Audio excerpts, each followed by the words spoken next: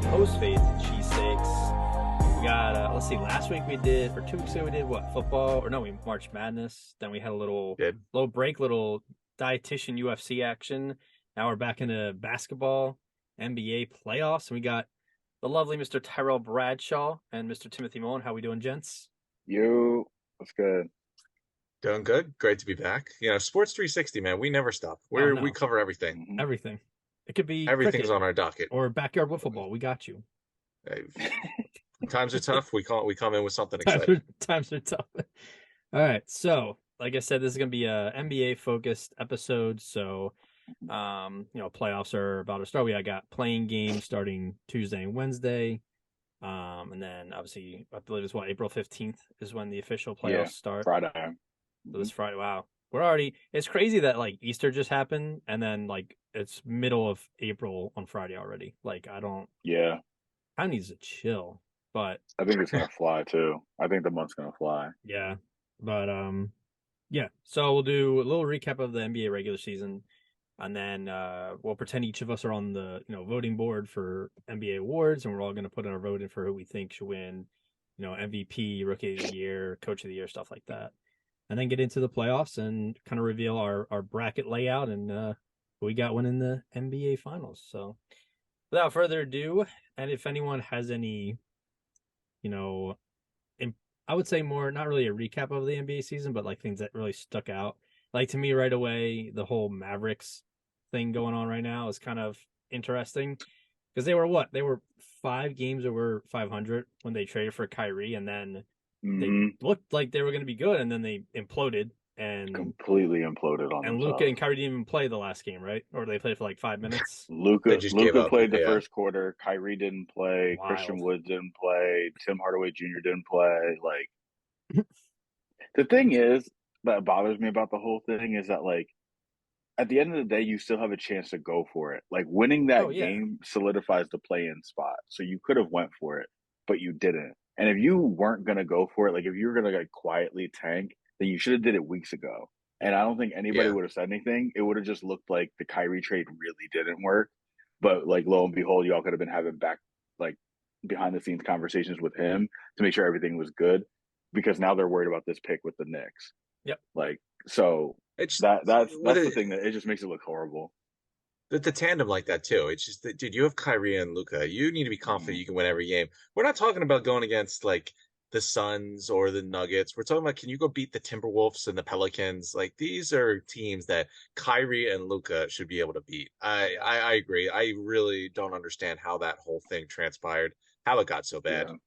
Yeah. The thing is like they're so like offensively powered too. Like they traded away a lot of their defense when they tried to get Kyrie in the first place. So that's a lot of their issues too. Like if either one of them isn't firing on all cylinders, like they're gonna lose. Yeah, they don't have a defense. Yeah, it just makes you think that you're just throwing stuff at the wall to see if it sticks. Just like I guess to impress Luka. But man, sitting all these guys when you theoretically still have a chance, is that really gonna impress Luka? Like this complete season has been a waste. And after you made all that big trade with Kyrie, who probably didn't fit with Luka, it's really insane. You make that move, you have to keep going for it.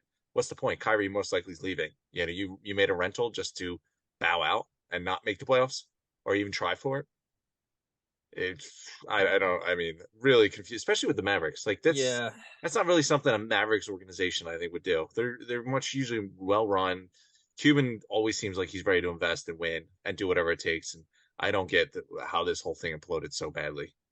It's just a bad look for the league too. Like you have people that are diehard fans of this team, and they had 2 games to win that they could have gotten into the playoffs, the playing matches with that, and they just bowed out and didn't try. That's like crazy to me.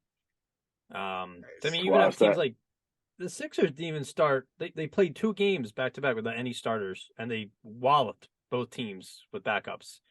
But that's because they were coaching to win, right? They weren't like trying to lose. Mavericks out here just purposely losing because they want 1 or 2 better draft spots. Like I just And the thing is too, like if you're not going to get the players, like if you're at this point, tanking is pointless if you're not going to get the first pick because everybody knows everybody wants Wembanyama. Like Scoot Anderson. There are a couple other people in this draft class. Don't get me wrong. Like, I'm not trying to say that like it's one person in the draft is over, but like if you're gonna tank, like you should have strategically done this months ago. Yeah. Like at Yeah, that point, like get the first overall pick. Like this isn't it is such a bad look for the Yeah, NBA, like you were saying, because the whole plan. This was the whole point of the plan was to avoid this for those yeah. teams that aren't going to Mhm. get the first overall pick, who are on the borderline to make them incentivized to play. And you can tell me that the first year, believe this is the first year of the play-in, and they can't, and they still have this problem. And then with a team that has two superstars on it, and they still can't get them interested to play out the last game of the season, it's just such a terrible look because this was the whole reason of the plan was to avoid this exact situation, and it's still happening. Yeah, It's just mind that's a numbing to bad really one. say. It doesn't give you much. I know they just signed the new CBA, but it really makes you think that these deeper problems they have aren't really going anywhere.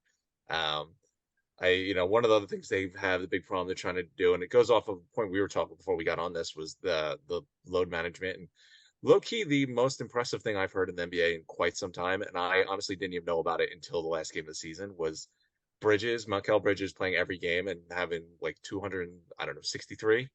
Maybe my lovely friend with the ginger beard can hit me with the exact number, but it is like, I mean, 236, 263, whatever the number is. Compare that to however long the Iron Man streak is with Cal Ripken in baseball. I think it's almost more impressive when you factor in how physical basketball is, the load management and everything. Pretty crazy. That is an accomplishment that doesn't get enough love. Oh, 100%. And the fact that because of the trade, he played 83 this season, Yeah. and he played all of those games. I mean, last game of the season, he checks in for 4 seconds, foul really Hey, you quick. know when Gets he me put to a the bench. uniform on. Technically, did he play? Like, I don't know, but at the same time, like, nevertheless, it's still incredibly impressive, especially like you had said, like in this load management era where you got players you tweak an ankle and that's a minimum or something like that, or just for the sake of just like, hey, like you're coming off injury, we're gonna wait and bring you back slow, another week, 2 weeks, we'll do the evaluation and stuff like that. So Yeah. yeah, it's great if you're a Mikal Bridges fan, like it's great. Like you want him on your team because you know that he's going to show up every single game. Anthony Edwards is like that too. Like he shows up for a lot of his basketball games and stuff. So Yeah. Mikael Bridges is like the Frank Gore of the Eagles, like the shoulda, coulda, woulda. Obviously Bridges was drafted by the Sixers, and then I just remember ESPN was like making they had this whole storyline. Oh, he's from the area, his family's Sixers fan, this and that. And then like 2 picks later, he got traded. he's from like, Villanova, right? bruh. He played at Villanova. Yeah. His Yeah, mom works for the Sixers. Yeah. Like, I just don't understand. Like, This could see not ya. PR wise. If I'm the PR department, I'm ready to murder the front office department. Like, how, like, you've given us this golden egg. How did you let this slip out of our hands? Yeah. Zaire Smith, what has he ever done? How do you think he's played a game? He's done so much between Phoenix and now even Brooklyn. Like the fact that Brooklyn is about to be in the play-in, like how? Yeah, like you would have thought it's that they would have crazy, completely. You would have thought they completely fell off the rails after the trade and everything that went down with Durant and Irving earlier this season, but like he kept them afloat. Yeah, who would have thought? At. Who would have thought the Mavs would have gotten Kyrie and Dallas was going to miss the playoffs, but Brooklyn was fallen out of the who? picture. Yeah, while Brooklyn stayed in the picture without either one of them, and with a better record too. Mm-hmm. Yeah, I think that's like my biggest takeaway. My biggest headline for this season is first off, this is the Nets we're talking about. The team who traded away all their top 5 lottery picks for Kevin Garnett and Paul Pierce and let the Celtics get guys like Jaylen Brown, Marcus Smart, and Jason Tatum. And then they went and brought in Ben Simmons, who has been a complete disaster. And I don't know what world they would have thought this would have been anything but a disaster. But somehow this team then takes the most hyped up super team ever and falls completely on their face, trades it all away midseason. But now they're in the playoffs while the Mavericks tanked their last game to avoid it. And they have the same exact record as the Phoenix Suns, who got Kevin Durant. I am shocked by how well this whole thing's turned around. It's kind of awesome. It's insane. It's like like you see this team, you see them trading Kyrie Irving and Kevin Durant after playing 3.5 games together, and you're like, oh, this is just Brooklyn Nets. This is as usual. But they've fell on their feet. They are significantly better. This is probably the best point they've ever been in the last 10 years. They definitely stuck their landing, for sure. They stuck the landing on that. That's the funniest stat to me is like when those 3 were in Brooklyn, Harden, Kyrie, and Durant, they played a total of 13 games together. Like that's got to be the biggest like what That's if wild. ever. Like that is wild. But Yeah. Tim, Look what at was the team now? They're in a good spot. They're not in a bad spot. Yeah. No one saw this happening. If I told you in the beginning of the season, they're going to be in the playoffs, but they're not going to have Kevin Durant or Kyrie Irving on the team anymore, and Ben Simmons isn't going to play a game. You'd probably like, what the hell happened here? Tim, what was your guesstimate at how many games in a row Bridges played? I want to say 263. Yeah, you're a little off. It was 391 straight games. Wow. Damn, that's a hell of a lot Bro, more than I thought. I thought I was being generous. 400 games that he has not missed since becoming a pro. That is incredible, fam. Kawhi Leonard, who? Mr. Low Management himself. How did he invented it? He did. How did we get to 390 or whatever games you just said? How are we only just now hearing about this? I literally have never heard about this until the last game of the season. Like, that is such an impressive feat that I can't believe no one has made this connection or bothered to bring it up. Yeah. Like he's just awesome. my furry friend, who's next in line? Who's got the longest streak after Bridges? It can't possibly be that close. I don't know. I can look that up for you. But I was gonna say what's crazy is that after he got traded, he's played 26 games for the Nets. He's averaging 27.2 points, 4.7 rebounds. Oh, he's great. 3 assists, and he's shooting 48%. Like, which is 10 points. It's what? 10 points higher than what he was averaging in Phoenix. Like, all he needed was more minutes. Like, he's definitely like that guy. He's a playmate. He's a star. He was just a 3-and-D guy on like a loaded Suns team, but man, he's really moving into Brooklyn, which again, can't believe that this is Brooklyn just like flourishing from the demolition of the most disappointed super team ever. But you look at their roster, it's pretty nice shape. They got a lot of nice players there. They're young. They got a good nucleus. They don't have Kyrie Irving anymore. That's always good. They're in a surprisingly good situation for everything they've went through. Yeah. He also, and at this point too, like, no, go ahead, Dakota. Like I say, he also played all 116 games at Villanova. This guy don't miss work. He don't miss work. He don't miss work. He's not calling out. You committed employee. No, that's awesome. But I mean, for what it's worth, though, I mean, do I think they're going to make any noise in the East? No. But at the same time, though, it's like this has to be promising. Though you see this from your team, they get into the play-in. Even if they have an early exit, you got some draft picks and some stuff from the trade that you got with Durant. So at the end of the day, like anything is good at this point. Like they win that play-in game, or even just like an exit in the first round with like in like 5 or 6 games. Like that's not bad. It's such a weird arc. If you think about like before Durant, Kyrie, they were this nice team. D'Angelo Russell, a whole bunch of young guys. Kenny Atkinson was the coach, and they were breaking out of those terrible years because of that insane trade with the Celtics. But they had a nice team. Then they decide, oh no, screw all this. Let's just go get Kyrie Irving, Kevin Durant because we can. Fire Kenny Atkinson because they don't want him. Bring in Steve Nash, who doesn't know how to coach anything. Go trade everything we can think of to go get James Harden to bring in the super trio that does absolutely nothing. Blow it all up. Fire Steve Nash. Bring in another kind of unheralded coach and build this whole roster around a whole bunch of young guys again. Hey, like this is just you're kind of back in square one, but somehow you've improved. I think this team's better than the D'Angelo Russell team. It's truly amazing what they've done. Yeah, because Cam Thomas is another one. He's a baller. Oh, he's good. Yeah, they were really. I loved him on the Suns. They got some nice pieces. Dinwiddie's been solid this year. Some solid pieces. I mean, I think they're still. I don't know how much more they're going to make when we get to the playoffs. Predictions. I don't think they're getting past the Sixers, but still a fun story. And considering what they went through this year, it's amazing how positive they are.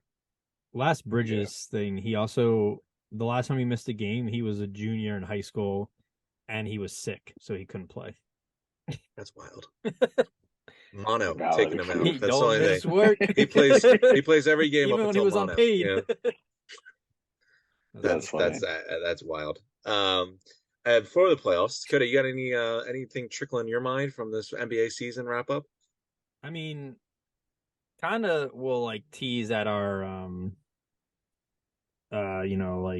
awards, and then once we get to the playoffs, but Sacramento Kings first time, not only did they finish third place in the West or fourth place in the West, Third. First time making the playoffs since 2005.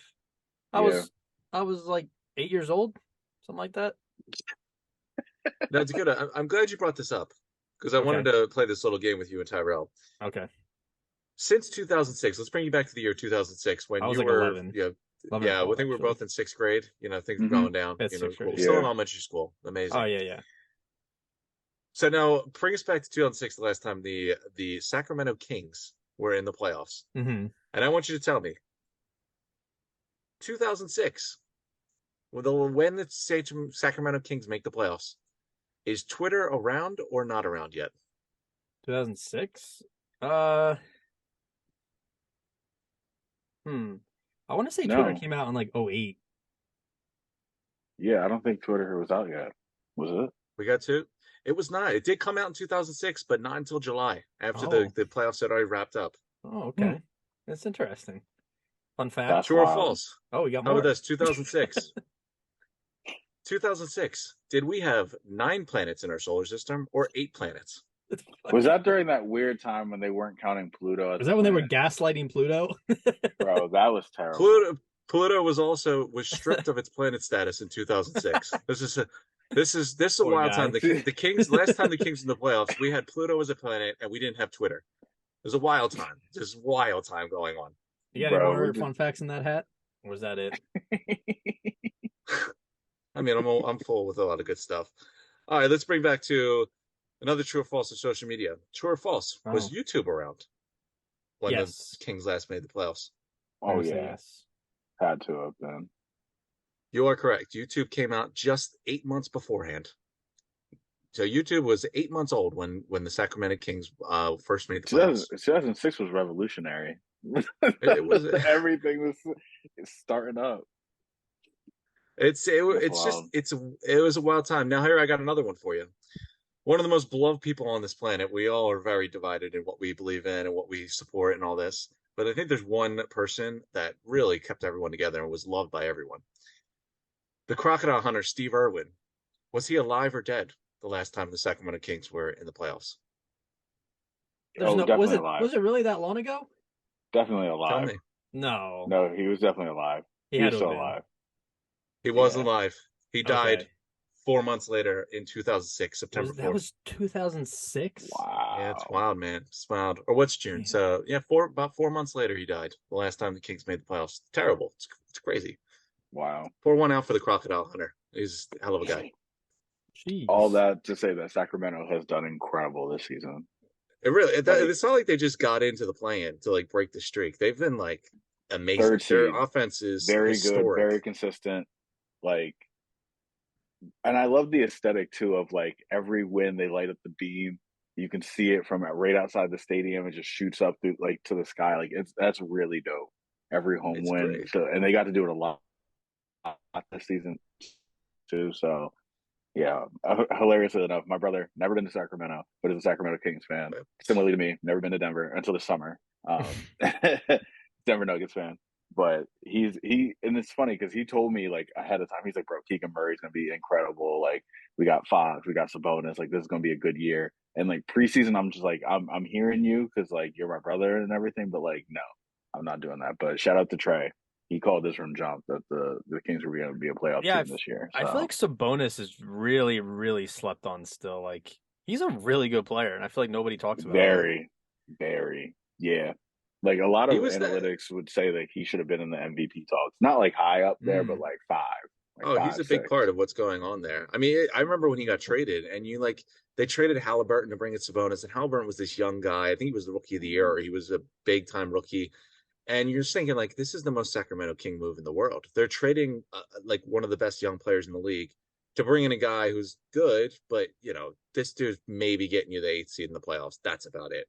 And credit to them because him and De'Aaron Fox have come up with this deadly pick and roll game.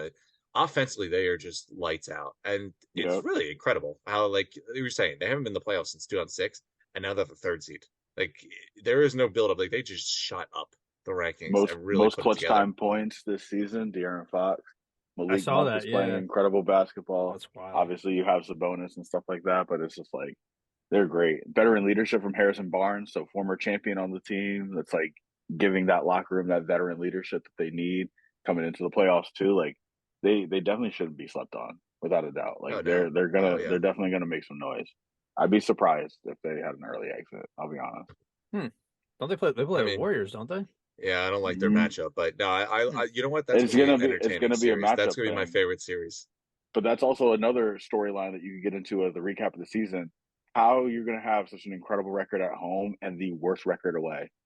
Literally Yeah. polar opposites depending on where you're playing is Golden State Warriors, which is wild Yeah. going into like the playoffs and stuff. Like they can't win on the road. Well, hey, at least Sacramento's not too far. I mean, this team gets in the playoffs though. They do it. Like I'm sure they haven't even woken up yet. I really feel I like the Kings. I'm rooting for the Kings. I don't like that matchup for them. You're talking about a team that we went over hasn't been in the playoffs since Twitter's been alive, and now they're going against the Warriors who just do this in their sleep. Mm-hmm. And that's the thing too. Like it is a terrible matchup for them, especially because like the Warriors came alive last night. They played against Portland. Yeah. I mean, I know that Dame's not playing and stuff like that, but like regardless, 55 points to open up the first quarter is the most points ever scored to open up a game. I saw that. Yeah. That was crazy. Wiggs is back. He's practicing. He's going to get back into the rotation once they start in the playoffs, and then they'll have their full team back healthy. So it's just if they really hit that spark and all of a sudden just take off in the playoffs, kind of similar to what happened last year with the All-Star break, and they just really just take off, bro. I don't know. I like the Warriors, man. They're trying. You're like last year. I feel like they had more to prove because everyone was sleeping on like, they can't do it, blah blah blah. Too many injuries. Mm-hmm. Yeah, they almost had to like turn it on a little earlier. They had to do it from the All-Star break. This year, they're like, dude, we just won. We could literally care less. We're gonna go cruise through the whole regular season. We're just going to drop 54-5 in the first quarter, just so you know that we can do this whenever we want to, and we're going to be ready to turn up and go into the playoffs and be perfectly fine. So I when we get to the predictions, I do have them going pretty deep. I feel bad for the Kings because I love their story and I love the energy and I love the beam, but I don't think this is the matchup for them. This is not going to be one they want. I did see. I don't know what was the context of the question, but Steve Kerr, I think, was asked about Jordan or LeBron, and he was like, "Oh, I like them both equally because they each got me 3 rings or something." And it was like, because he played with Jordan and he beat LeBron in the finals. I was like, damn, that's a little shots fired. But they're all in there. They won last year. Now they're really feeling themselves. They're all in there. Yeah. Bit of a wild comment. Bit of a wild comment. We won't talk about the fact y'all had to go get Durant to stop the old GOAT, but it's okay. It's okay. Yeah. I not to get derailed off, but like I was watching ESPN and I don't know how Kendrick Perkins still has a job, but I saw TMZ reported that he lost his job. I dead thought that was true, and then I kept seeing him on air, and I was like, he was on air this morning. Two things. For one, I don't know who set up his mic. I could hear that motherfucker breathing the entire show. He said, I'm like, bro, it's just like, relax. Oh man. And then he said they were talking about he thinks the Suns are gonna go. I think he said the Clippers are gonna beat the Suns. And then he turns around and was like, yeah, but you know what? Durant's really underrated. I was like, well, fuck is saying that Kevin Durant's underrated. Like, I've never heard that before in my life. I was like, this man Perk, man, I just can't do it. The thing about Perk is like I love him as an individual. He's great for TV, and I feel like that's why they keep him. But it's like he's the kind of guy that like I feel like the producers go to him before the show and be like, would you be willing to go on the record and say this? Like, I don't know that you necessarily believe it, but would you say it? And would you use one of those funny references? And then he just goes and does it. Like, his takes are always all over the place. Bro, like, you can roll back the film. The dude's picked like 4 different champions this season. Like I don't know. That's his perk. I think I've mentioned this before. Appreciate him. I think I've mentioned this before, but one of my favorite commercials is it was State Farm, and they did it with ESPN, and Perk was on it, and they were like, "Oh, I wonder how they pick like what segments they're going to talk about." And Perk just puts on like a blindfold and spins around and throws a dart at a board, and it's like, "All right, that's what I'll talk about." And he's like, "Time is an illusion," and I'm like, Honestly, I would believe him if that's how he some of chose the to stuff they talk do on about. ESPN, I wouldn't be Literally. surprised. Some of it, they just say, "This is the take we want to do today. This is our research and analysis. This is going to piss off the most people. Who wants it? This is the narrative we're going to push. This is the story. Yeah. This is whatever. Yeah, 100%. But It's very true. He's But great entertainment, though. he's something. He's something. Great entertainment, though. Oh Tim, my I goodness. was curious now that you mentioned the whole like fun facts of 2006. Did you know a whale took a dip in the River Thames up in London in 2006? wow, no, you got me there. Yeah. You got me there. Yeah. I live next to the River Thames, and Okay. I don't know how a whale would have fit into it. It's not very big. Apparently, a girl in an Austrian girl, escaped from her kidnapper's house after 8 years. That happened in 2006. Dude, you're really with the dark stuff. I was going with the fun things. I even turned beloved crocodile hunter's death into something more positive. Headlines. Yeah. I did. That's what I. Yeah, listen, I could have gone darks. I think Saddam got killed. There was a terrorist plot. He was executed. Please, but I'm trying to keep it a little more positive and keep it away from the politics. But I guess you're right down there with kidnapping. This is a family podcast. I got you. Borat came out in 2006. All right, that's much better. Yeah. Oh my god. Italy won the World Cup in 2006. Thanks. There we go. Back to sports. Yeah. Back to sports. All right. Moving on. Any final thoughts? I mean, just looking at the kind of standings, obviously the Bucks once again, I mean, they're a powerhouse of a team and they have one of the best players in the league. Celtics once again, best player in the league. Celtics cooled off a little. They looked pretty scary in the beginning of the year, and then they kind of came back to earth a bit. Cavs, they look. Donovan Mitchell, man, he's looking nice. Little fun fact: I saw that he actually broke LeBron's record for most 40-point games in the season for the Cavs, at 12. Good, yeah, it's pretty crazy. That was surprising. Yeah, nice. Knicks came in 5th. Then the Knicks, like they were gonna miss the playoffs beginning of the year. They were terrible. Nets made the playoffs. The Miami Heat are a little surprising. I haven't really kept up with them, but 7th seed, do they have injuries or what went wrong with them? They're also just imploding. Yeah. Hawks, I hate the Hawks. I'm glad that they're in 8th place. Not playing great basketball. And then Chicago, I thought would be better. Pistons are right where I thought they'd be. They can't get healthy. The Magic are right where I thought they'd be. The Wizards are right where I thought they'd get Beal off that team, man. Seriously, free Dame and Beal. I appreciate their loyalty, but this is embarrassing. Yeah, they're both on terrible teams, and they just need to be moved. Hey, if Harden decides, Harden decides he wants to leave, come on down, Dame. Come on down. Yeah, seriously. But my hot take is that Beal isn't that good. they overpaid. I mean, sure, but they're paying him for loyalty. I think, and you know what? That's what they should do. That's everyone gets mad. They're like, "Oh, these guys just don't care about the franchise. They trade away." All right, well, listen. When guys like Bradley Beal and Dame stay, and you're not winning very much, better give them a whole bunch of money because they could definitely leave, and you're not getting anything outside that. I think Beal. I think Beal 100%. is like he's a second team All-Star caliber player. Like he's never going to be on first team. He's never going to be like that guy, like one of the best players in the league. But he's definitely up there. For me, and this might be a hot take, but for me, okay. He had one breakout season, which was clutch because it was a contract year for him.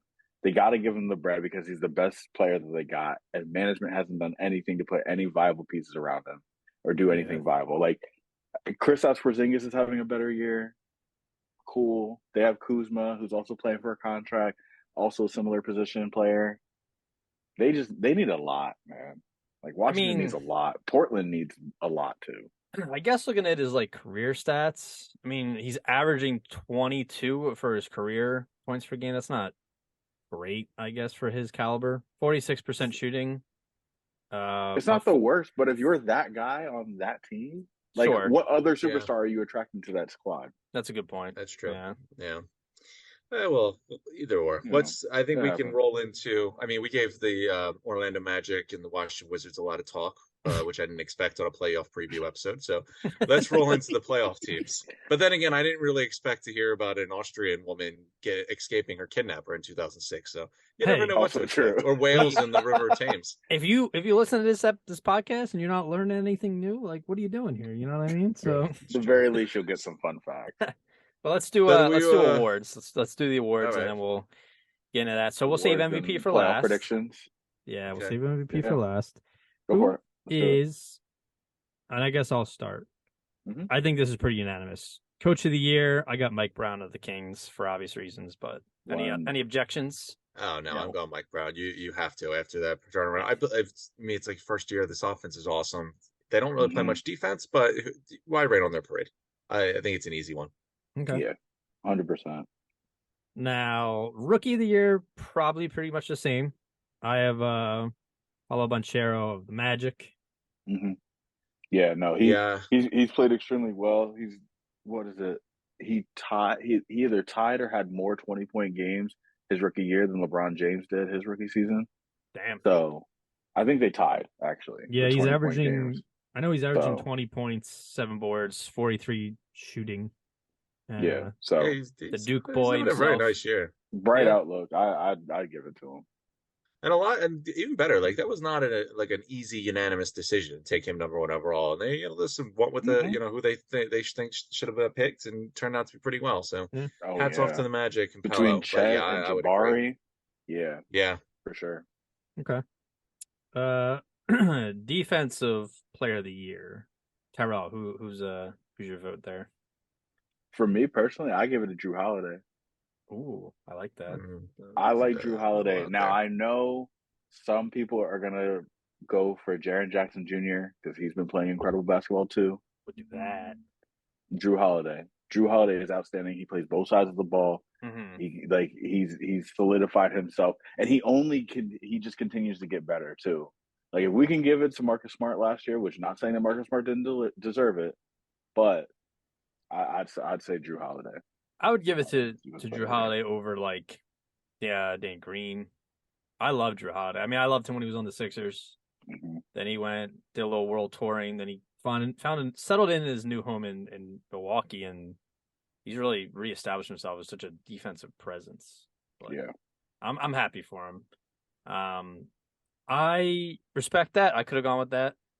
And while this guy played less games, I still think I like him personally as well. So I kind of, chose him. A little anyways. biased. A little bias. Okay.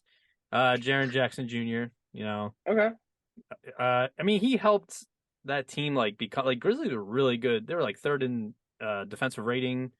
He had 3 blocks per game, which I think was most in the league. I think he improved this year. So that's my vote, but I really do like the Drew Holiday one. Yeah. Yeah, I'm with you on that. I mean, Jaren Jackson, a young guy, real good. I think he is the catalyst defensively on that team because there's a couple other guys that are weak defensively. Brings the attitude. I mean, I listen to the metrics and all that, and I'm not a huge advanced metrics guy, but I know he's dominant in all of them, and they sound really impressive. But I mean, the 3 blocks per game pretty much catches your eye every time you see that. But I factor in the Grizzlies are a very good team. He's clearly the anchor of that entire defense. I do give him credit there, so I'm going to go with Jackson. I'm so surprised no one picked Dylan Brooks, man. I thought no about it. one I picked mean, Dylan Brooks. I looked into it. I was looking at Danny Green for a second, just because I felt like I had to. That was fully a joke. I kind of like Miguel Bridges. I was thinking about going with Bridges. I really He's think a he great should have two-way been more in player the as well. conversation. He should have been more in the conversation last year when Smart won. But I do think a lot of the times it's almost like quarterbacks and MVPs. It's usually a big man award at this point. I know Smart won last year, but it does seem like it tentatively goes to wing. Big forwards, centers usually dominate this award. So I think this leans more to Jackson. I mean, before Marcus Smart won it was what, Jordan was the last guard to win Defensive Player of the Year, I think. Centers and I might power be wrong with forwards, that. wing guys. Those are the guys that dominate this award, and I think that plays into Jackson's hand. Plus, the success of the Grizzlies this year, I think, helps him a lot too. True. Very true. All right. Let's go to most improved. I have a gentleman who's averaging 31 points per game, 4.8 boards, and 5.5 assists. Mr. SGA Shai Gilgeous-Alexander from the Thunder. Very nice. That's a fair pick. No complaint there. I mean, he's had a great year. He's really stepped up. I mean, I think he's been like borderline all-star player, but he's really stepped up. Yeah, I mean, I saw a conversation. I saw a lot of, people saying maybe he shouldn't even be in the running because he's kind of been good, but he's never been like really, really good. But I mean, to jump to that with that team, I just think that's pretty impressive. So, and they're a playoff team. Yeah. Who would have thought? They're a playoff team. It was all 25 of their first round picks. So it belittles my opinion a little bit because mine's different, but also to boost yours a little bit you can draw some similarities to when John Morant won most improved too. Some would say that John was already pretty good. Yeah. And it took another leap, and then all of a sudden it's like he wins most improved. When other people thought I could have went to Jordan Poole. I mean, John took or his teammate leap, Desmond Bain. like. But yeah, he took a big leap. He became a household name that year, so I think that was well deserved. Who did you have? For me personally, Lauri Markkanen. Okay. On the Utah Jazz. First time All-Star this year. Incredible season. I feel like he revived himself from where he was at in Chicago and kind of re-solidified his place with the Jazz and stuff. Now they're obviously not a good basketball team. They didn't make the playoffs. So, there's that aspect to it. But when I think about a person who's just taken a leap in general, I think of Lauri Markkanen. They turned out, the Jazz did pretty well for getting rid of their two best players. I think they got some young talent and lots of picks. So yeah. Oh my goodness. Yeah. Yeah. No, I'm with Tyrell in this one. I think I took Lauri Markkanen as well. I think this is it's a unique award where it's not who's the best. It's not is this a booty 10th player guy who then turned into a 6-man? Like it really is about the jump. I mean, you look at Markkanen's stats; they've really completely just made a massive jump. I mean, he went from 14 to 25 points per game this year. The guy's shooting pretty much 50% from the floor when he was knocking down 44 last year. He's putting up 4 more boards per game. His minutes went up by 4 minutes, but it's this isn't. I know you get guys like the Michael Carter Williams. I like to call the guys that stack the stat sheet on terrible teams. But this guy was playing. This guy was, the Cleveland Cavaliers weren't like this awesome team that he just couldn't, get any mints or anything. They were probably right around. They were playing, missed the playoffs kind of team.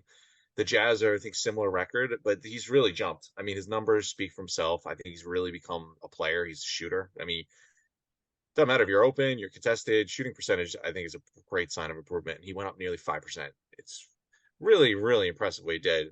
I think the Jazz have to feel pretty good off his development alone after their first year in this big rebuild. Yeah. Tyrell, this is just backtracking a bit. Who did you say when we were joking about Danny Green? Who did you say? You said Dylan Brooks. Yeah. I thought for some reason in my head I thought you said Evan Mobley, and I was agreeing with you. Oh yeah, I was considering him too. And then when you're that was a joke, I was like, Dylan Brooks, who the fuck is? Oh, Dylan Brooks. Yeah. Whoops. Push a cameraman out of the way for no reason. Oh man, that guy's a character. I mean, the fact that he went from he was praising Danny Green when he was at Oregon, and then he comes in the league and he thinks he's this tough guy. But I mean, Draymond. Yeah, BA's tough guy. Yeah, when he was fighting Draymond. Yeah, that's funny. Like I say, he makes Draymond look like a Girl Scout, and I don't mean that in a bad way to disrespect to Draymond, but Draymond is an asshole, and he plays very physical, and might take a cheap shot here and there. And don't disrespect, the guy's a Hall of Famer, but my God, Dylan Brooks, it's any opportunity he has, it is on the floor. It doesn't matter, regular season, preseason. I feel like this guy's on a highlight every single game. They're the same player, which is why it's hilarious they hate each other. They're the same player, and I hate both of them. It's so funny that they just for someone who I love defense. I love physical players. I hate both of them. I can't stand them. It's just not. They literally embody what you just described too. I know, and I fucking hate it. It's just how they do so it. funny because I feel like you're more of like a Tony Allen type of like all around defensive player. Like He's a plays grit and great, grind or Memphis Grizzlies kind of guy. Kawhi Leonard. Yes, like a Kawhi Leonard. Incredible Yeah. defense, but doesn't talk no trash. You Not can talk super trash, but controversial. like not all the time. The antics. Not grabbing people's junk. I remember Draymond I mean, was doing that. He's never like by any means. The other books, like what have you done? Like, I mean, Draymond's won like 4 championships. Like, he could do it all he wants, and he's been doing it, and it helps them win. Like, he gets in the head, and it like significantly helps them win, especially with the team he's at. Like, Steph Curry's not going to get dirty with anyone. Neither is Klay Thompson. It fits that team. The Grizzlies haven't done anything, and I there's times where I think this Brooks, like shtick is almost hurting the team. But we'll see. Hey, it's a new year. They're in the playoffs. They promised us that they would start winning games, so let's see what happens. But I think before we roll into the playoffs, where, if I remember correctly, I think we're on our last award. 2 more. I have 6 man of the year. Oh yeah, I'm getting eager with myself. I have and shout out to our Tyrell, shout out to our boy Keese. Got a bit of a Knicks player going on here. Manuel Quickly. 14.7 points per game, 4 boards, 45% shooting off the bench. I think a little underrated of pick, but I think, that kind of stat line coming off the bench, and like I said, that team looked like they were going to be horrible again, and then they kind of recovered, and so that's my pick. I mean, it's pretty wild when I'll agree with you. It's pretty wild that I'm going to pick a Knicks player in general, and then it's pretty extra wild if you factor in I'm going to pick the same player as Dakota. Oh wow! So okay, I can't believe that. I'm shocked. Jeez, all right. But no, I'm also going Quickly, and I was thinking about this. I think Brogdon's probably the leader, probably wins it, and he's been the popular pick. Because I was like, dude, Brogdon's the 6th man on a team with Tatum, Brown, Smart. Their team's loaded. He doesn't do much to win games. Quickly, really has made an impact this year. I also think the Knicks were going to be booty after they missed out on Mitchell. I didn't think Jalen Brunson would be this good. Barrett has played really nicely, but Quickly he's been a big part of the success in that team, and I think that's ultimately what pushed him over the edge, for me at least. But I think he really, really embodied what the 6th man needs to be, and is a bigger part of the success the Knicks are having than Brogdon is to the Celtics.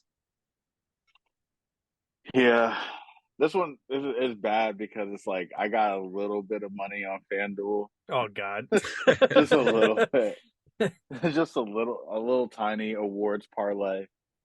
So my pick to win it is also probably someone who's not anymore gonna win it because they're in this whole situation. But I originally had Norman Powell during that part of the season. Like, the way he comes off that Clippers bench is incredible. Plays really great basketball. And just kind of gives them more energy. He's almost like a secondary starter for them. It's like he gets starter minutes, but he just comes off the bench. So in that aspect, he kind of reminded me of Tyler Hero's role for the Heat last year when he won 6 man. So my original vote was for Norman Powell, but I recognize that, here's the funny thing is that technically speaking, Russ came off the bench enough for the Lakers that he's technically still, everything that he does, he's technically still able to win 6 man of the year. So I don't know who the team is going to go all in for, because Russ, as of late, has also been playing very well for the Clippers. So they could really throw in their chips on either one of them. Obviously, y'all mentioned Quickly, and then there are a bunch of other players around the association. I know that Bobby Portis was campaigning for himself after the Bucks won the other night that he should win 6 man of the year. And I don't know why I'm blanking on the guard from the Celtics right now. Why am I blanking? What's his name? Brogdon. Yes. Yeah. And then obviously Brogdon's the new favorite and stuff like that. So I don't think that I'm correct with Norman Powell, but that's who my pick is to win 6 man of the year because I have money on it. Fair enough. Fair. Hey, we love a betting man. I love it. I didn't know Norman Powell would get a shout out here, but I'm glad he did. Yeah, man. All right, and then last but not least, the most valuable player, which has been, I feel like it's gotten kind of toxic of an award the last month or two. Controversial. Yeah, and part of it's it's really annoying when you go on Twitter and all these people are either like 100% on like, well, what the stats are the stats, and all these analytics say this person should win, and then there's other people who are like, well, traditionally speaking, this player is most valuable to his team because he's putting up the most points and most wins and this and that. So I don't know. It's honestly a coin flip, like it's been the last 3 years. But for me, I think this is the year that our boy finally deserves it. And I think we voted for him 2 years in a row now. But Joel Yeah, Embiid, give this man a damn MVP already. Like, yeah, I think it's a long time. I mean, I feel like I make the same argument every yep, time that we do these predictions. Mhm. I get Jokic is a great player and all, but if I get it. His advanced metrics are great. You know, he has the most assists for a 7-footer playing 1,000 feet above sea level, and he, has the most double doubles in winter night games. And like whatever ridiculous metric you want to throw at me, go ahead. But if you just look at basketball, just watch a game, you cannot tell me that Joel Embiid is not the most dominant player in the NBA. When I watch Jokic play, it's all cute and fancy. This guy's 7 feet tall and he makes awesome passes and he's got a nice little dribble, finger roll, or anything. But then I watch Joel Embiid and I'm like, I don't think there's a single human in the NBA or on this planet that could probably stop this man. And I don't get it. And it's 3 years in a row I make the same argument. This year he won the scoring title. I think this is ultimately two what's years in going a to row. push him over the edge. Well, Two yeah, years I in a mean, row, he's won the scoring title. you screwed him over the first time. I don't know how. I think I made the same argument. He won the scoring title. This is the tiebreaker, and he still lost. So I just, this has to be a makeup call. I don't care about the advanced metrics. I don't care that, he's got more triple doubles than the dude from Sylvania, or he plays the best offensive metrics percentage by the, equilibrium Kendrick Perkins divisional fractional system, or whatever ridiculous nonsense I have to hear. When you have to use these ridiculous percentages and nonsenses that I've never heard of to tell me how great Jokic is, isn't going to sell me. Joel Embiid is just pure dominance. It I has to be Embiid. I Should have been the last remember 2 years. It has to be.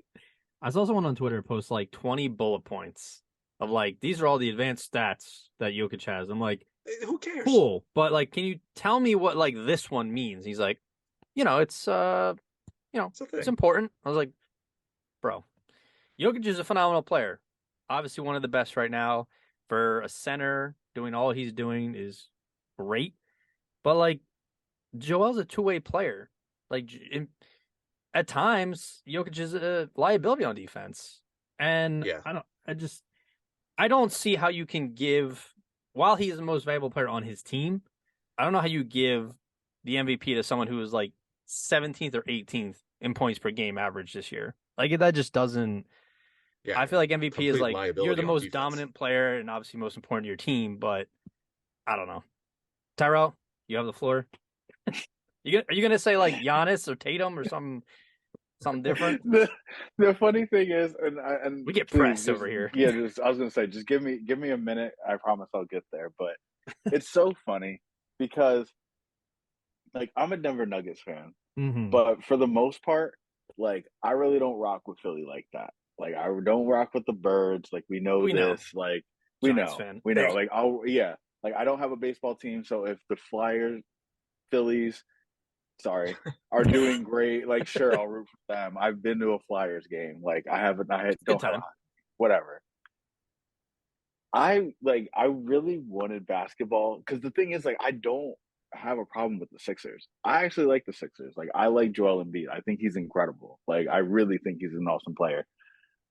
And like this is the one time I didn't want no smoke with Philly. Like I didn't want no smoke with them. And I'm just like I'm just over here. I like Denver, Colorado, and my Denver Nuggets team. We got the second round pick in Jokic. I don't know if he's going to be anything, but I like Jamal Murray. And then all of a sudden, Jokic is just winning MVPs and doing all this other stuff. And so I say that to be like, I never want to smoke with y'all, and it really hurts that we're in this like bind now, where it's like, of Mm-hmm. course, it's like Jokic is who Jokic is, and Embiid is who Embiid is. So this puts me against Philly because it's like I obviously want my guy to win. But Fair. regardless of that fact, if we're going based off of how the flow of the season went last year, then technically speaking, Joel Embiid should win MVP because last season, Joel seemed to. It was like this. The narrative was, it's so back and forth. Every day it changes. 1, 2, 1, 2, and then you saw Joel kind of take a small dip in the last couple of games of the I think he season. missed a couple And that's games when too. and missed a couple of games. then the face injury happened like early on in the playoffs, and the award still hadn't been solidified yet.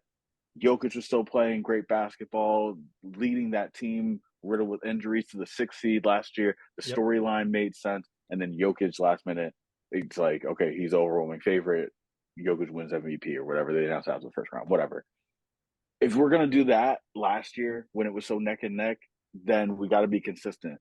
This year, we did see Jokic and the Denver Nuggets take a little bit of a back seat in some of these last couple of games. I was thoroughly surprised to see us get blown out by 21 points to the Rockets when we played certain players. Like not all of our starters were sitting in that game. Mike Malone came out right after that game and was like, "We will get bounced in the first round of the playoffs if we played that soft." Like the expectation is there. So like we've seen the little bits, the little like lulls and stuff like that.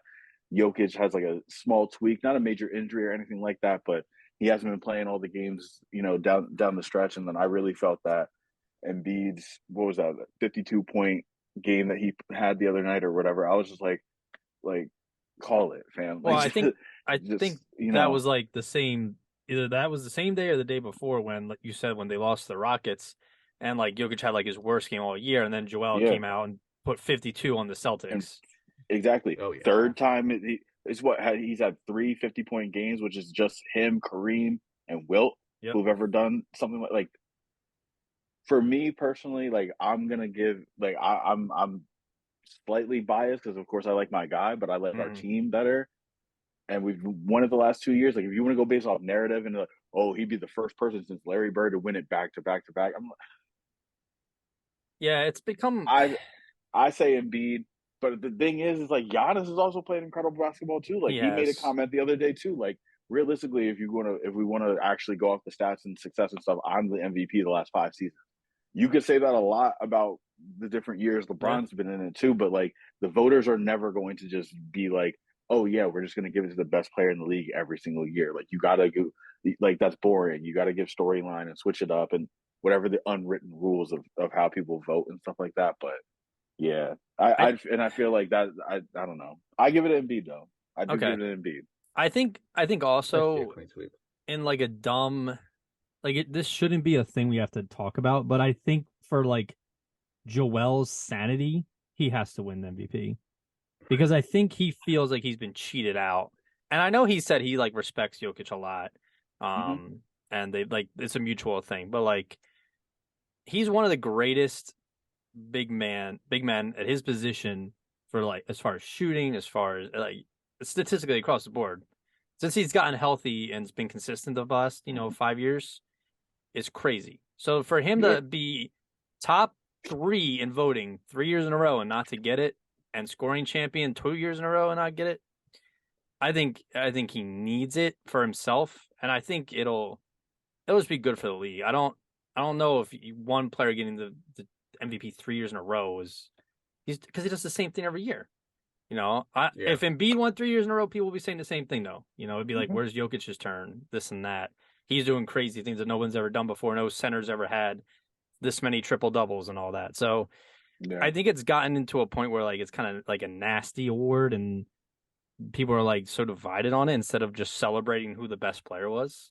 But yeah, I think it's so close, and that's what really does it is that you could really make a case for anybody, but then it's like you almost have to slate somebody to give it to someone else, and that's what makes it beginning of the year. Beginning of the year, you could have said Tatum, right? But you could have said it is Luka. a narrative. It is definitely a narrative award. But I thought the narrative was pointing to Joel Embiid last year, but I mean this year I just think it's obvious. I think the narrative makes too much sense. We'll see. Who knows? That being said, let us get in to some playoffs. All right. So we'll start with Tyrell. You want to go East or West first? East. Starting East. All right, boys. Number 1, Bucks versus the to be determined play-in. Do we think any of the play-in teams are going to win? Like win their series once they make it in? Well, against the Bucks is either going to be Toronto or Chicago, so no. Yeah. No. Tim? Is Tim on mute for you too? Yeah, I was gonna say I don't hear him. Tim, we can't hear you. Seem to have lost communication. But I also will take. I'm going Bucks. We'll just make this my bracket here. Yeah, I'm you going do to your take the thing. Bucks. I maybe in a sweep, but if not, 5. Yeah, you got Chicago is super banged up right now. Like Yeah, Zach, sure Zach LaVine is playing, but Lonzo Ball, he might retire, fam. Like that's a really sad story, yeah. bro. But he really might retire. Like It's he's crazy. already, bro. He didn't play at all this season. He missed last season. He can't play next season after this next surgery that he's about to get. Like Yeah, he might be, and then his contract's up. Do you even resign him? That's I'm not gonna get into all that, but I will say and I then the never. seven, I was gonna say I yeah. never liked him as a player, and I think it was because of his dad. But I think they would have made playoffs with a healthy Lonzo. Heck yeah, they were making so much noise last He year, was playing man. well Oh when he man, was healthy. it's just sad. But um, what do you got next? Or wait, is was Tim able to fix his mic? Nope. Moving on. Damn, this is so sad. What the heck? he'll be back. So we got Cavs and the Knicks. This is pretty interesting. It's so weird to see the Cavs in the playoffs without LeBron. I mean, it's been This, years now, but yeah, this real like real shit. This could be one of the best like first round matchups this really, year. Yes, hmm. yes, yes. And I'm playing fully into the narrative. I'm playing fully into the narrative. If you're the Knicks, you can't lose to the Cavs. If Donovan Mitchell comes out here and spanks this team when y'all should have had him, but you chose to re-sign RJ Barrett and make that move instead of going out and doing what you need to do and trading away those pieces to get Donovan Mitchell, he's the one that eliminates you from the playoffs. The city of New York is in trouble. Well, They're well, like the economy is going to crash. All those New York Knicks fans are going to be hurt. Like, oh my goodness, that's going to be sheer entertainment solely based off narrative. Like New York loses, the boroughs might fall. Like they all might fall. so you got the Knicks beating the Cavs. No, Oh, okay. I was like, where are we no, going with this? no. I got the Cavs winning it and All right, so causing do I. absolute pandemonium Yeah, so do in I. New York. I was like, is he really gonna take the Knicks right now? Like, No, I'm not going to take the Knicks. I'm going to take the Knicks doing exactly what the Knicks do. First of all, shout out Jalen Brunson because he's done his thing. Shout out Julius Randle for being available and doing your thing. for But being I'm telling available.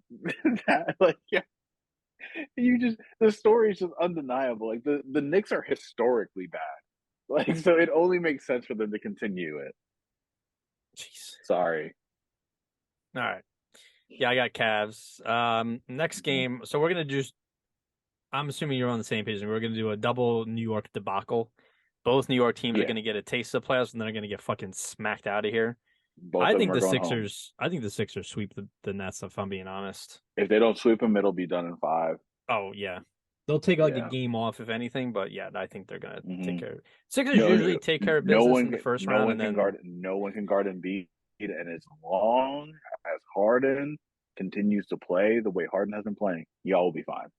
yeah. Oh man, I'm looking Y'all at will the be bracket fine. now, and that's scaring me because it looks Yeah. like the Sixers might be at another semifinal exit, but Yikes. yeah, we'll see. Yikes. So Celtics and then Miami or Atlanta. Who do you like for there? Celtics. Yeah, I don't think there's Celtics much. for sure. I don't really care who they get matched up with. I don't think either one of those teams is fit to take on the Celtics. Yeah. Yeah. Tim, have you figured out your audio? I think we did. Oh, we have a little bit of echo. Hold on. Someone's mute the wall. There we go. There we go. All right. Better? Beautiful. We lost your That gorgeous works. face, but there you are. There it is. Don't worry, buddy. Don't worry. We're back in it. And you know what? I had to let it go because I was like, you know what? Dakota's going to say something ridiculous. I don't want to be mean to our guests. Let me get their ridiculous takes out of the way, and then I'll hop in. Give you a head start. All right.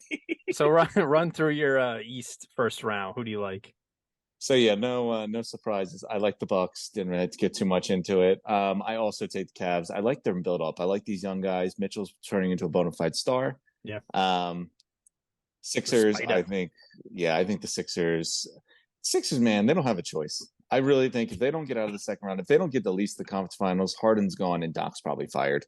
So Doc has to be fired if they lose. Yeah, there's no way that they're going to keep this going if they don't. So I'm taking the Sixers there.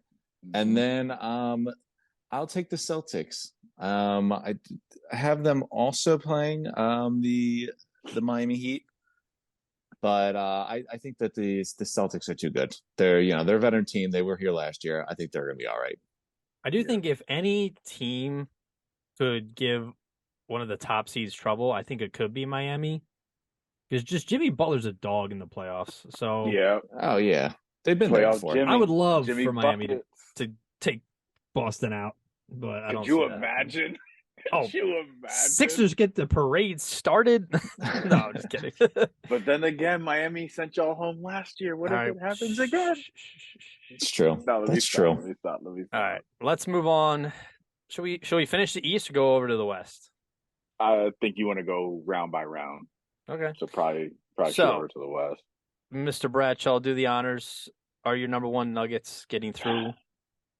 The Nuggets would be going against the 9 or 10 seed, which would be the Pelicans or Oklahoma City.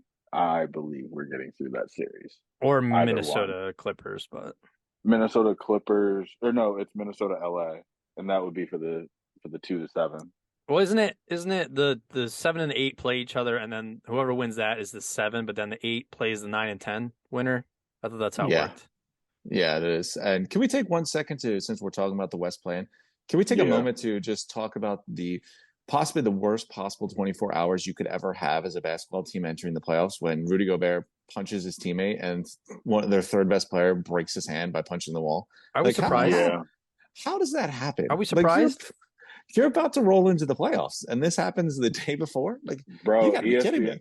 ESPN will tell you that they're like one of the stupidest teams on the face of the planet. Like, they don't have to tell me. I can just pick that up from seeing it. I can't believe that should happen. I really, it blows my mind, bro. It's a shame because they're like a team that they're young. They got some pieces. They obviously made a very big trade for Rudy Gobert, complete overpay. And Edwards. But it's just like they do stuff like this, and you're like, okay, yeah, this is why I can't take you serious. Yep. But yeah, I think going off that, whoever the Nuggets are playing out of this whole thing, they're winning. I don't like Rudy Gobert. He's done nothing good. I mean, when he was with the Jazz, he brought COVID to the NBA. A couple of defensive player of the years, and that's about it. And then we can't sleep enough on that. If it wasn't for him, we would have never had the NBA suspended. They would have figured it out beforehand. But no, Rudy Gobert had to go touching the microphone. He caused COVID. That was wild. I remember that, and he was like, it's no big deal. Yes, the ultimate bad guy. Yes, it was. He is. And then now he goes and is fighting with his teammates on the sideline. Like, come on, he sucks. Ridiculous. But all right, so I got the Nuggets getting by whoever they play pretty easily. Yeah, I'm assuming you do. Me too. Okay. Suns and Clippers, I think that's gonna be a good series. I think Suns and Clippers, and then Kings and Warriors are gonna be the two best series. I know Tyrell, you said Cavs, Knicks because you're different like that. Solely based off storyline. Solely for the storyline. Entertainment value, go out west. But fair. I got the Suns. I don't see the Clippers doing that much damage. I also don't think that this whole Kevin Durant starting to get hot thing is going to really amount to anything. I don't think the Suns are going to win the championship this year with KD, but it's going to be so interesting, because like KD and Russ are playing against each other in a playoff series. Yeah, all of their history together, but I think it's dope. Nice. But the Suns also aren't their starting five is like wild, but they're not a super deep team.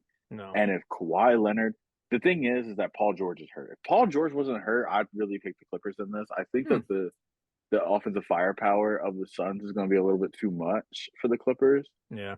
But if Kawhi really starts getting on some stuff, like let's say D Book has a horrible series and Kawhi can lock up Kevin Durant, then You might see the Clippers win that, but I'll still go with the Suns.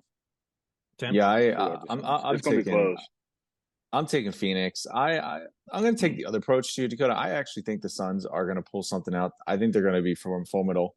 Chris Paul's only got a couple more years left, but I think he sniffs the end. He's going to turn it up. I know he's had a bad year, but playoffs are different. I think Kevin Durant will be fine. You're talking about probably the best half court player in the NBA, and in the playoffs, it's all about that half court offense.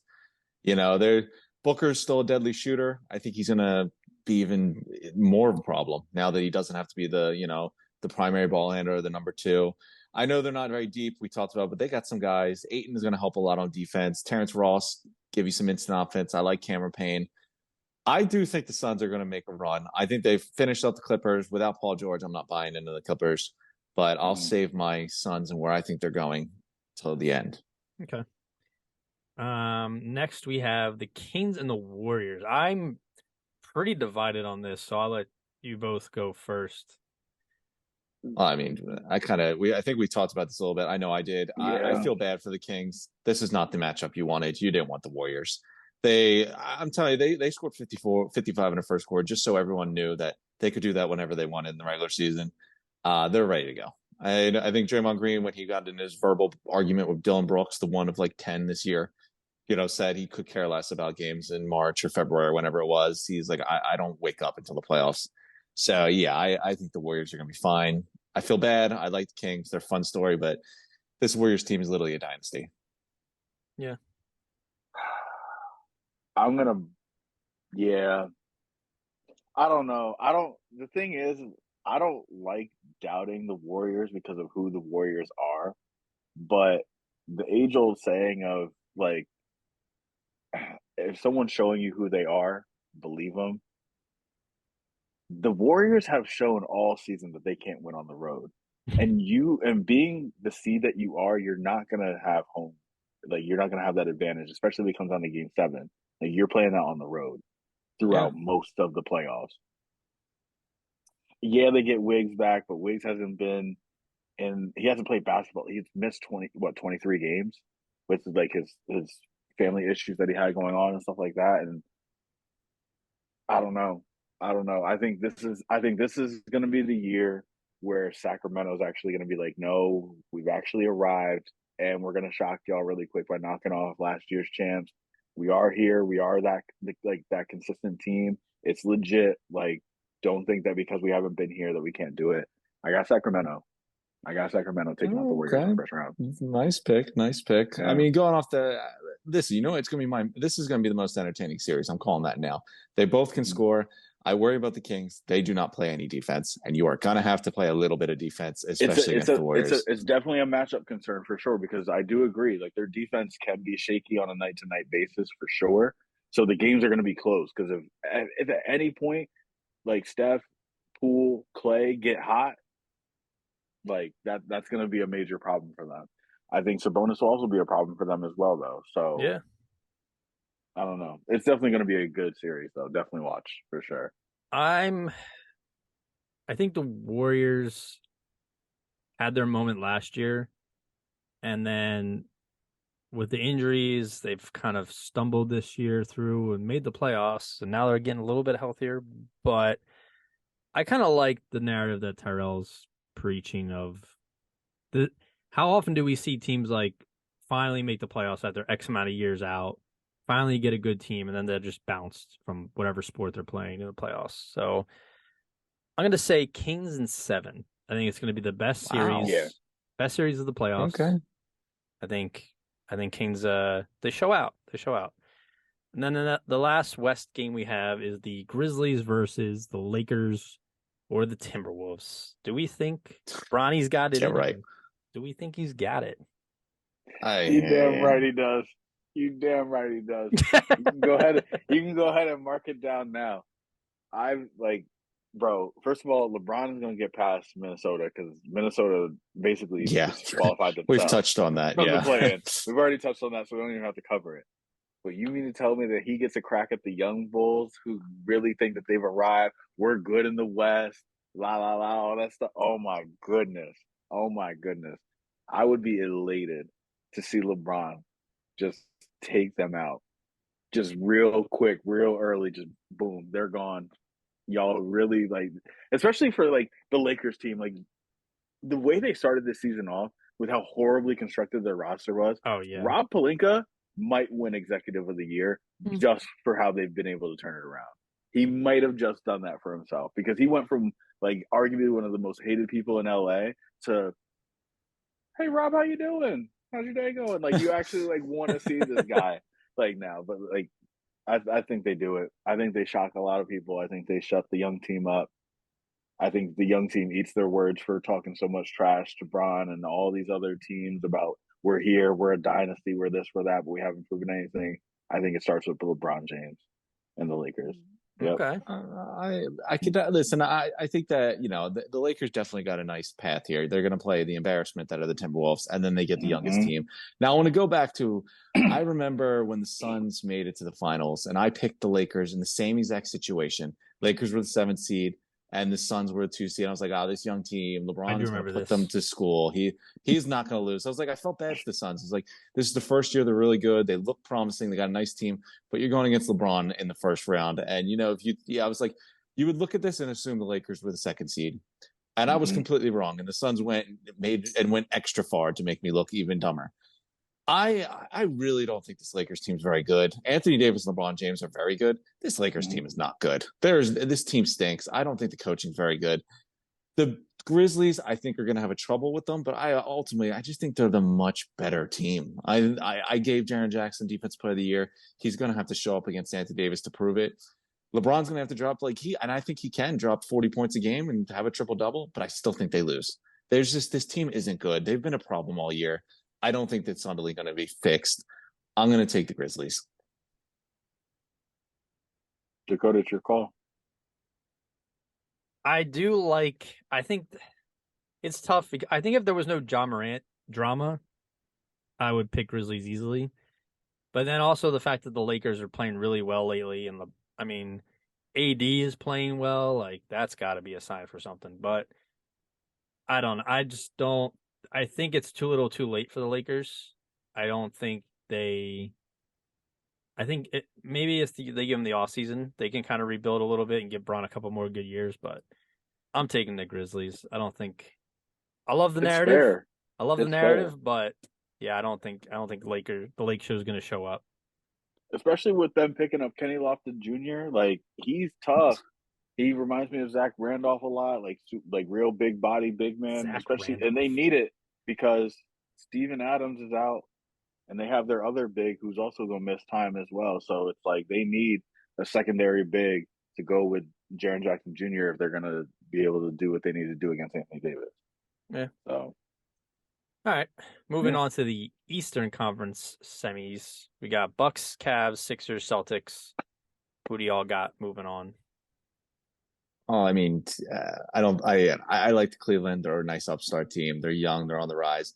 I'm not going to put too much thought in this. I think the Bucks are probably going to take care of them pretty easily. Probably a sweep, maybe 5, but the Bucks are wrapping this up. Mm-hmm. Yeah, I'm thinking Bucks in 5 as well. Getting into their team is just nice. They're nice. Oh, they're not. I mean, this might be better than their championship team. They're playing on another level. I think it is. They could sweep everybody. I wouldn't be shocked. So who's playing the Bucks in the conference finals then? Now this one's going to be fun. I mean, as for Sixers fans, this is the matchup you want. I mean, I think that, like I said, this is the year. I think Doc's getting fired and Harden's probably walking if they don't at least get to the conference finals, and I don't even know if that saves any of them. Yeah. But I'm going to be optimistic. It's burned me pretty much every single year. I'm optimistic. Just like Embiid's never won an MVP, we've never gotten out of the conference semifinals. But hell, you know what? One of these times I'm going to be right. I think the Sixers knock off Boston. I like the matchups they have against them. I think we have enough firepower to keep in the game, even though Celtics can play some good defense, but I'm taking the Sixers. The Celtics scare me. I think the Sixers only won 1 game during the regular season against them, but they got to, like, I don't know if I'm thinking with my brain or my heart, but the Sixers, they got to win. Like, there's no, I don't see how you go year after year after year. I think the only time they didn't have a second round exit was the bubble, because I think they lost in the first round. Like, yeah, by the Celtics. It's got to change eventually. So I'm taking the Sixers here. I'll say in 7. Yeah, I think it's going to be an incredible series. This isn't even me being a hater. Like the Celtics have had the Sixers number all Yeah, season. they have. That's just a fact. The reason why I think it's going to be an incredible series though is because it's purely going to depend on Robert Williams or the second, whatever he is. Like it's going to depend on him Whatever his lineage because is. he's whatever the lineage is. Because you're going to need like him, Horford, and probably like another person to go ahead and guard Embiid. But I'm also erring on the side of like history as well has not been on the side of James Harden. He's done incredible things in the regular season, and he has really shit the bed when it comes to the playoffs. See, there's too much footage to go back on it, and it's as unfortunate as it sounds. I feel like Harden's about to show himself again for why I think No. that he is a villain.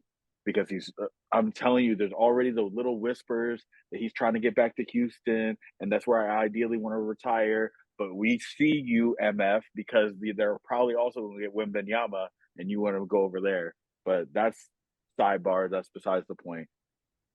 I think Harden's going to fail y'all again. I don't even think it's going to be Embiid's fault. I really don't. I think Embiid's going to give you exactly what you need from him and just come up short. But that tandem of Tatum and Brown, they figured that whole thing out too. And as long as everybody's healthy, they've had your number all year. I'm going with the Celtics, but I keep your bracket the way you want it. Like, of course, like I say they win because they're gonna get the trifecta, the Sixers trifecta. Ready? You ready for this? Embiid wins MVP. Mm-hmm. Harden doesn't play like playoff Harden. He plays like he did all year. Right. And Embiid stays healthy. Yeah. When was the last time Embiid was healthy in the playoffs? He gets hurt every that's fucking also year. true. Like I'm That's telling true. you, I'm like, not overly religious, but I'll say a prayer for the man. I really hope he stays healthy because I want to see it. I want to see it.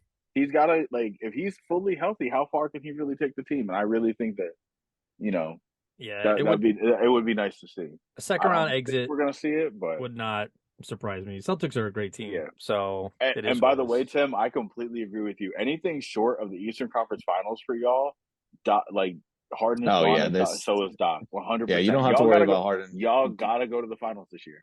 I think you're not even worried if Harden wants to go back to Houston or wherever. If we don't get past the second round, they're happily moving on from him. Yeah. So all right, what do we think?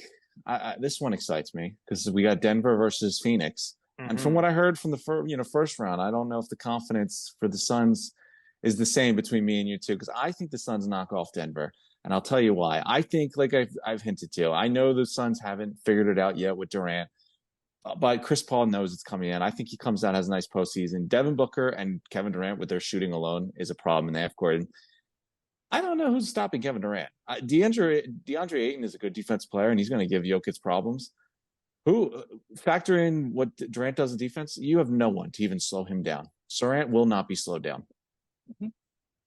I'm going to go take the Suns. I think they pull it together throughout the playoffs. They're all veterans. This is a young team. They've got some firepower. I think the Nuggets just have no one to slow down Durant, and between Ayton and Durant, there's enough to slow down Jokic. I have the Nuggets. Ooh, okay. I think Denver in 6. I think KD I don't want to wish ill will, but I think he gets hurt or he just doesn't play super well. I don't know. I don't think it's the Suns. I think the whole like Kyrie, KD getting out of Brooklyn thing doesn't work well for anyone. I mean, the Nets are going to lose, the Suns are going to lose, and Dallas didn't make the playoffs. So I think it's going to be a trifecta of L's. So I'm taking the Nuggets to kick out Kevin Durant, one of the villains of the NBA. For me personally, and I know that obviously this is where my bias is going to kick in, but obviously I have the Nuggets getting past the Suns. I feel like overall we're a better team. Yeah, we are the 1 seed. We're a better team. We're deeper. Like we have more players to play. Like realistically, Chris Paul isn't getting any younger. There ain't no load management in the playoffs. He's 38 years old, and he hasn't been having a particularly well season. So I think that at some point he goes down. Obviously, I hope that he stays healthy, but I feel like at some point you can kind of bank on that. We've all seen Kevin Durant play bad in the playoffs before. We've all seen him play exceptionally well in the playoffs. I feel like even if he does go off, we still have enough of a team to make it through his onslaught. And same thing with Book. We've seen Book go off, and we've seen Game 7 book against the Mavs. Mhm. So I think the Suns are going to lose just Fair solely enough. off the fact that they don't have the depth. I feel like this offseason will be beneficial for them because they'll have time to recalibrate their roster, and then next year will be a lot better for them. Also, they haven't lost a single game when Durant has played. I So mean, hey, there's got to be definitely something. helps. It's got to be something. He's the Oh, easiest, he's in my great. opinion. He's the easiest superstar to play next to. Yeah, he's. I think he's the perfect superpower for the playoffs. That half court offense, there's no Yeah. one stopping him. So I think this is where we're a little different. But now I got to say, I hope this matchup happens. Give me the Warriors. Give me the Grizzlies in second round. The jawing, the fighting. It's going to be beautiful. I didn't think about that. That would be It will be ridiculous. Sign It will me be up. ridiculous if it Yeah. happens. There's a lot of fun matchups, but this is, I think, going to be my favorite if it plays out like this. I'm Yeah. going to take the Warriors, though. The Warriors, I made Oh. this. I made the similar argument with the Kings. This team is not like on the decline. They have their whole team. We'll see what happens in the offseason, but they're all there. They're all ready to go. You said some They're pretty not, and you know what? They've been talking a lot of trash with the Grizzlies in particular. They're not losing this series. You said some pretty dumb things in your time on this podcast. We're almost at 3 years too. Shout out us. Beautiful. I could see the Warriors in the conference finals in the West. Like I could see it 100%. All right, look at yeah. that. We're both on pace. I like it. But I had the Taking it Kings, at- so Yeah, Oh. taking it at face value, Kings Grizzlies. I still want to see the Kings yeah, that's where I'm at. personally, but if you substitute the Warriors instead of the Kings, then it's the Warriors. Because Yeah. the Warriors with that, call it what you want, rivalry, not a rivalry, whatever it is. Neither team likes each other, so it's gonna make for great TV regardless. Oh, for sure. And I just think when it comes down to it, the composure, the Warriors been there. They've talked trash. They've gotten in the face. Draymond's gotten flagrants, technicals. They know what to do. The Grizzlies, I think, are going to let their emotions get to the best of them. They're on a big stage. They're playing the guys they hate. This is their moment. I just don't think it's there yet. So do we have, where are we at? Because I have the Bucks, the Sixers, and the Warriors versus the Suns, I think. Because that gets me to my next favorite matchup, and I think of the West. Give me KD. Give me against the Warriors. I'll roll right into this because if I can see the Kings You're all versus about Warriors, the history, huh? oh, it's beautiful. Yeah. And just watch the Warriors playoffs the series. The Kings versus Warriors, I think is going to be 180 point, 170 point almost every night. Then they go against their rival with the Grizzlies to then go against KD. And I've been on the Warriors so far and I've been talking them up, but I still think, you know what? Just like Denver's going to have a problem against KD, I think the Warriors are going to have a problem with KD as well. I think the Suns have all the firepower that the Warriors can throw at them. And you know what? It's going to be personal. I think the Suns pull this out. I think they have enough veteran guys. I know they haven't been meshed yet, but I think they put it together on the playoffs and they show up. So I'm taking, I've got the Phoenix Suns in the finals right now. Okay. I have bold prediction. I think the Grizzlies become the new Sixers and they lose in the second round every year. So I'm taking the Kings ride in their wave. And then Tyrell, you had Kings versus Lakers. Who do you like in that one?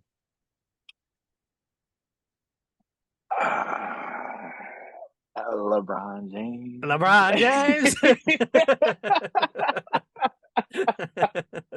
I like LeBron. Oh, shit. Like LeBron. Damn. I really okay. like.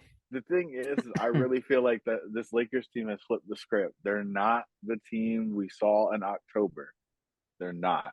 So I think that their experience and just LeBron, he's gonna pull out some type of magic and just figure it out. But I would see him at this point knocking the Kings off. So this one is interesting to me because now, not to get ahead of ourselves, but now we've got your team, Denver, versus I'm assuming like one of your favorite players, LeBron. Like, who's winning? Who's going to the finals? I need to know this because now this is getting personal for you. This has got to be split Mama Kelsey and the Super Bowl kind of thing for you. Me because if you want to go back and look at the history, the Lakers have knocked Denver out of the playoffs quite a few times, and most recently in the bubble when I really thought because we were playing unbelievable basketball in the bubble. Like there was a small part of me that was like, oh my God, we came back from down 3-1 twice, back-to-back series. Oh, we might go ahead and win this thing. We really might go ahead and win this thing. Because at that point, I wasn't worried about anybody in the East. Like Miami, I really felt like we would have handled them had we gotten there. but this would be our revenge tour. Nope, Denver's gonna have to go ahead and knock off the Lakers at that point. I think at that point, God forbid, but Anthony Davis's body will fall apart at some point, and it'll be in that Western Conference playoff, All right. or the Western Conference Finals. So and we then got Denver. Will go ahead and get that revenge. Yep. So you've got Denver. I've got Phoenix. Dakota, who's going in the finals from the West for you? I'm going with the Nuggets. I think. Wow, riding the wave. All right. I think. So, spoiler. I think we're gonna have a matchup of. Well, technically, it's already a matchup of. I see what you're doing. Technically, it's already a matchup of the MVPs with Giannis and Embiid, but it's like it has to be in the cards that the Sixers finally do something because we had the Union in the MLS championship, the Phillies in the World Series, the Eagles in the Super Bowl. God damn it, the Sixers better make the finals. So I got Sixers over Bucks, and I think 7 games. I think that's what it takes for the Sixers to beat Milwaukee. Before I make my East pick, I'm just saying right now, after you pick the Chiefs to beat the Eagles in the playoffs and it came out exactly like that, if you dare pick against the Sixers, I'll get to that. We're not getting to year 4. I can promise you that. I'll get to that. Going off the East, this one hurts me, but I pick with my heart a lot. But man, if there's one team in the whole playoffs right now I don't want to play as the Sixers. I don't want to play the Bucks, man. Embiid's the most dominant player in the league, but if you're going to take Giannis and Brock Lopez, who should be in the conversation for Defensive Player of the Year too, I think. Brook Lopez? Yeah, him too. Brock Lopez. I don't think it's a good mix. I think they're in trouble. So I think the Bucks. I think we're getting a rematch of the finals just a couple years ago. We're going Suns and Bucks. That'd be a good game. Good series. Oh my God, yeah. Kevin Durant versus Giannis. Oof. Yeah. There's a lot of great storylines. There's incredible storylines. Because here's the thing too. If by some stroke of luck the Lakers do knock off Denver, I will be mad for all of 24 hours, because then that means that you're a Lakers fan. No, what it means is that LeBron's gonna go ahead and get his 5th ring. That's what that means. If they make it to the finals, they are destined. Yeah, they're destined. It's destiny. Yeah, it's destiny at that point. I agree with that. You can't. Come on. But to go over to the East, based off of the way that you currently have it constructed, I mean, based off of the way that I would have it constructed, it would be Bucks Celtics. Right. And I, at that point, oof. Because you got to figure the Celtics, that means the Celtics are made in back-to-back years. Yeah. Oof. I got the Celtics beating the Bucks then. Really? Wow. Okay. Yeah. And I say it for the simple fact that they've shown they can really destroy the Bucks if they have to. Like that would probably go to like a 6 or 7 game series. But when they smacked the Bucks, what was that, like 141 to like 98 or 88 or something like that? I was like, yo. Yeah. Like they're not playing with them. Like they might be the number 1 seed, but the Celtics know how to beat the Bucks. So I think that would be an incredible series and that the Celtics would go. But based off of the way that Dakota has his bracket out, I love it because it sets up my other narrative. Oh. And that would be Embiid wins MVP. Yes. But the Sixers and the Nuggets would meet in the finals. And the Sixers would lose to the Nuggets. And Jokic would win finals MVP. I could say it, honestly. I love that. Because in that aspect of it, that would just be me saying that we just not even Embiid is better than Jokic or Jokic is better than Embiid, but the Denver Nuggets as a team, in my opinion, would then be better than the 76ers as a team. And it would just be an entertaining series all throughout. Like you'll probably have more clips of Embiid getting the better of Jokic, but it would just result in a Nuggets win. And then Dakota, are you be perfect? Roll us into your finals pick now. Are you going to actually pick against the Philadelphia team again in the finals? You have Nuggets. There's no way you do it. There's no way. Who's winning? I'm getting my Who's phone. winning the finals? So Dakota, who is winning the finals? So if you recall, rewind the tape. I picked the Astros to beat the Phillies, and that happened, unfortunately.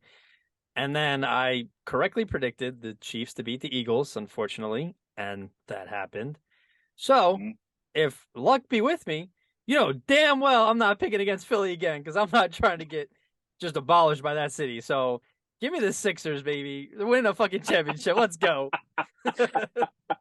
You're only doing it because your life is at My life is at stake, and I'm taking the Sixers. Your life is at stake, fam. But go ahead and say that Denver's gonna beat Philly in the championship. No, I would. And it happened. Oh man, there's going to be a bounty on your head bigger than John Wick, fam. I would find It's a over nice, for you. a nice rock to hide under, and then I would not come out for another like 20 years. Yeah, something... I don't know how you show your face after that. You No, the ultimate I would Philly happily. villain. I'd be happily filling that bounty if that's what I happened. would move if the out to Sixers London. lose. Tim, you could come back to the States. Trust me, you wouldn't be welcome here. I would not allow it.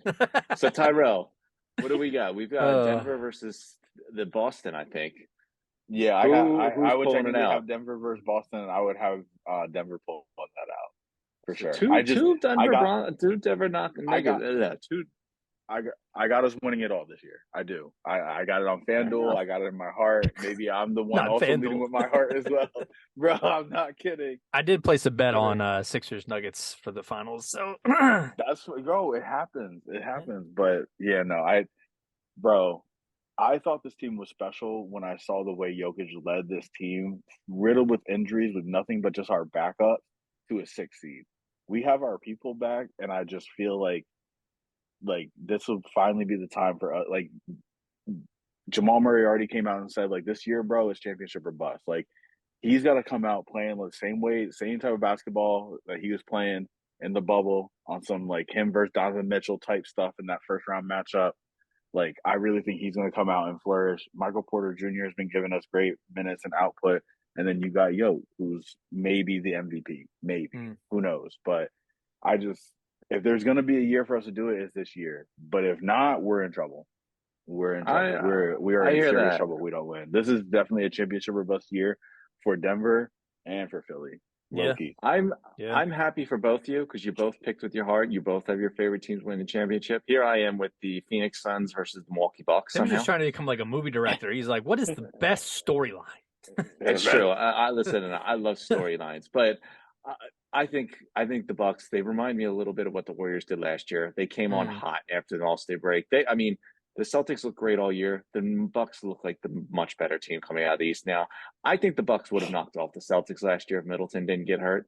Yeah. This team is clicking on all cylinders. I saw what Giannis did against the Suns when they won that championship.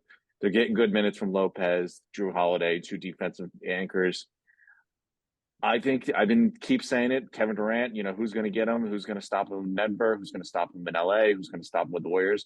The Bucks will. They have the firepower to stop him. Okay. So I'm taking Milwaukee. I don't really want to, but they did it once. I think if it weren't for that toenail on the toenail. I do remember that. I would love, honestly, if the Sixers aren't. And that's a great narrative too. That's a great narrative too. Durant gets his get back against the Bucks. Yeah. But hey, listen.